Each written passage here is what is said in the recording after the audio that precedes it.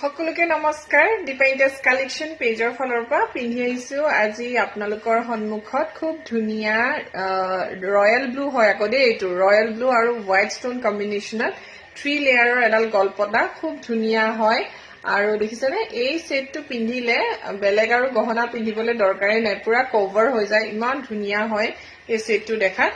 আৰু মই ফুলিজোৰ একচুয়ালি পিন্ধা নাই ফুলিজোৰ আহিব এনেকৈ টপ ইয়াৰিংছ ইয়াত দেখিছে ব্লু কালাৰ কি ধুনিয়াকে ওলাই গৈছে ৰয়েল ব্লু কালাৰ হয় বহুত ধুনিয়া হয় আৰু এতিয়া অকনমানটো এবোৰ সেটৰ দাম বাঢ়িছে যেহেতু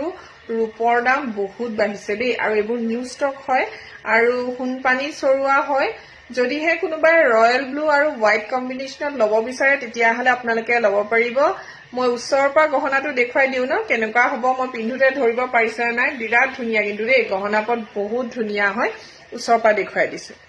আৰু উচ্চৰ পৰা গহনাটো হ'ব এনেকুৱা